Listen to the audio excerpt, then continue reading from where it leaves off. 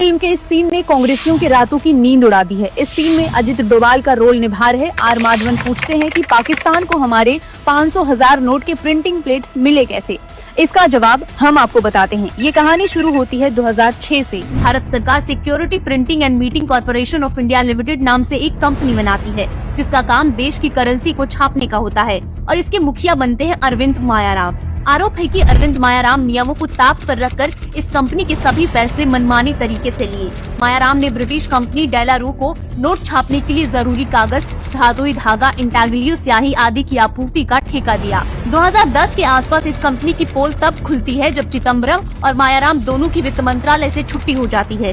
Company को घटिया quality, नियमों के उल्लंघन और झूठे सर्टिफिकेट देने के कारण ब्लैकलिस्ट कर दिया जाता है। लेकिन 2012 में ही चिदम्बरम और मायाराम की फाइनेंस मिनिस्ट्री में वापसी होती है और तभी ब्लैकलिस्ट हुई कंपनी डेलारू को 3 साल का एक्सटेंशन दे देते हैं। कथित करेंसी घोटाला देश की सुरक्षा से जुड़ा केस है, क्योंकि जिस कंपनी से डील होती है उससे पहले शर्त होती है कि वो दुश्मन देश का वैसा मटेरियल सप्लाई नहीं करेगा जो भारत में सप्लाई होगा। लेकिन कांग्रेस की करीबी मायाराम ने जिस कंपनी को एक्सटेंशन दिया, उसी कंपनी पर आरोप लगे हैं कि वो पाकिस्तानी करेंसी छापने और उसको भी वही मटेरियल उपलब्ध करवा रही थी। अरविंद मायाराम के वित्त सचिव रहते हुए इस कंपनी को करेंसी में उपयोग किए जाने वाले कलरफुल धागा खरीदने का ऑर्डर दिया था। ये ऑर्डर लगभग 1688 करोड़ का था। ये खरीद 2012 में हुई थी, जबकि कंपनी को तो 2011 में ही ब्लैकलिस्ट कर दिया गया था। आरोप है कि मायाराम ने सब कुछ जानते हुए भी ब्रिटिश कंपनी को अवैध रूप से 3 साल का एक्सटेंशन दिया। साथ ही ऑर्डर में टेंडर प्रोसेस भी नहीं अपनाई गई। 2014 में मोदी सरकार के आने के बाद डेलारू कंपनी का ये केस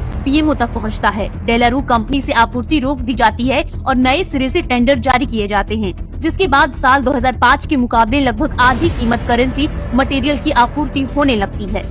सरकार इसकी जांच सीवीसी को सौंपती है। पड़ताल के बाद सीवीसी इस पूरे मामले को सीबीआई को हैंडओवर करती है। लेकिन सबसे बड़ा सवाल तो ये है कि किसके कहने पर, किसके लिए और किसके संरक्षण में यूपीए सरकार के नीचे 1600 करोड़ की कथित करेंसी घोटाले को अंजाम दिया जा रहा था।